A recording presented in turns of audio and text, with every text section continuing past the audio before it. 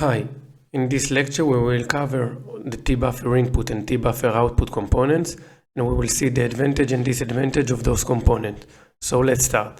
First, we need to create a new job under extra job folders. I name it TBuffer.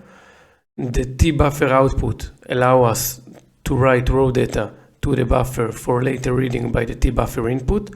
So for this job we need to generate some data. So add the trow generator components.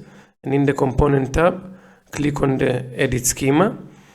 In the schema, we have three columns, ID as integer and first name and last name as string, and click OK. When you're done, click on the row generator editor, three dots, to edit the data we want.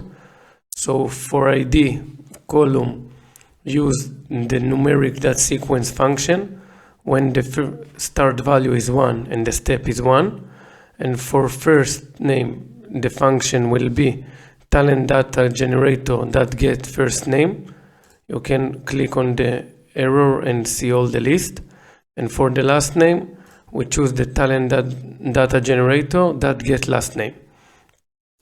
For number of rows for generator, we keep it 100 and click OK. Hi guys, if you like this content and you find it useful, I leave a link in the description for my full course, not too long and very practical for Talend beginners. You don't need any prior knowledge, so I hope to see you there, and until then, have fun. Okay, so when you're done with the trow generator, add to the designer the TBufferOutput and connect the trow generator to it with the main connection and verify that the schema path as we want to. You can click on edit schema and see that all the column passed as we need and click OK. Now this table is available for us to use it as many times as we need in this job. So let's do some example. For the first time, we want to sort the data for the first name on the first name. So add TBufferInput components and verify that the schema is exactly as the TBufferOutput. You can copy the schema from the TBufferOutput by clicking the copy schema. Let's choose all the column and copy selected items, and then go to the TBufferInput and paste it with the paste. When you're done, let's add tsort row. And in the configuration, verify that the schema came as we need and click OK. In the criteria, add new column, add new row with the green plus and choose for the schema column the first name. Sort num or alpha, we will choose the alpha because it's string, and order ask or desk, we will use the ask. And when you're done, add tlog row to print this table and verify that the columns again passed as we need. Let's use this table again with another TBufferInput. So add TBufferInput and connect it with on subjob OK from the TBufferInput 1 and verify here that the schema again passed as we need. And in this case, we want to filter the data on only the people that their last name begins with a B. So we use the tfilter row. You connect the TBufferInput to it with the main connection, and in the tfilter row, check the schema and then add a new condition. But for this time, we need the advanced mode. So check the checkbox of the use advanced mode, and in the condition, we want to check if the first letter of the last name is B. So we use the left function from the string handling family, and the string is the input row that last name, because we take the last name, the last name from the previous component. So we use the input underscore row, and for the num of chars, we use 1 because we want only the first one, and check if it equals to B. Again, click on the add tlog row to print it and verify that all the column passes we want, you can choose the table mode if you want, and then let's run the job.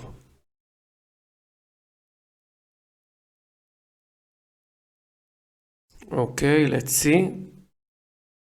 Okay, so in the first table, we can see that, let's make it big. Okay, so in the first table, we can see that the first name is sorted by ASCs, so Abraham and Benjamin and go on.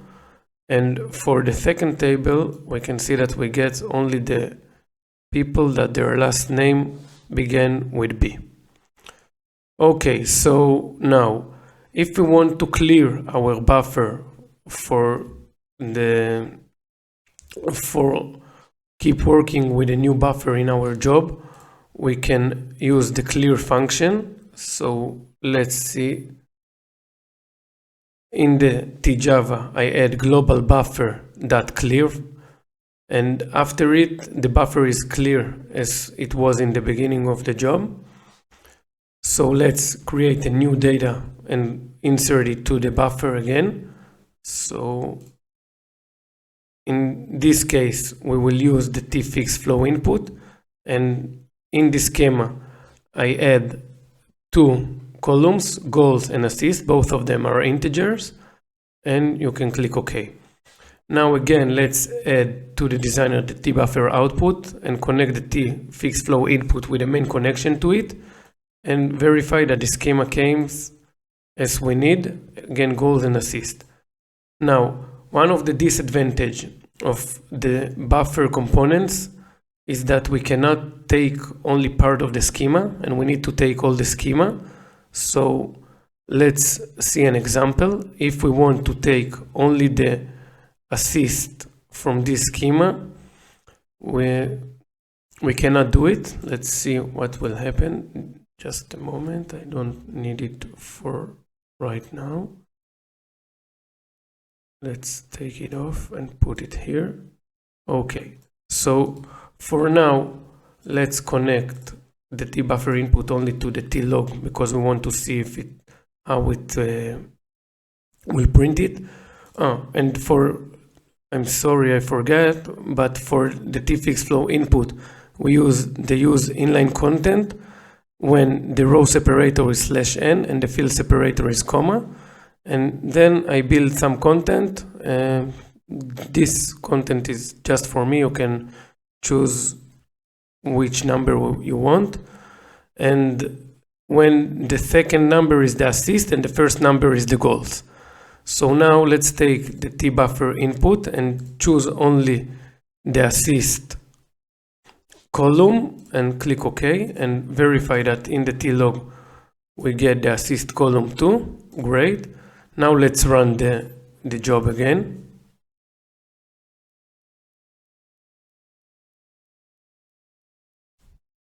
And you can see that the buffer is clear after the function, but let's see the assist column, and you can see that we get actually the goal column 1356.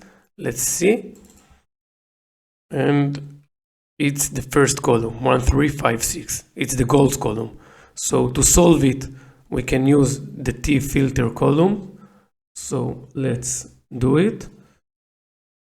So active this component, and now let's connect the tbuffer input with a main connection to it, and let's connect it to the tlog row with a main connection too. But now let's take all the schema from the tbuffer output and copy it, go to the tbuffer input and paste it here. Good, and yes, let's see the tfilter row. No, we don't need to sync column. All we want is the assist column, and okay. Now in the tlog row, let's sync column from the tfilter columns and run the job.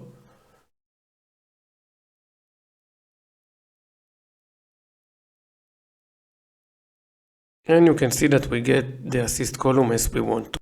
Another disadvantage of the Tbuffer components is that we cannot maintain two different tables at the same time, and to solve it we will use the t-hash map, and we will see this solution in the next lecture.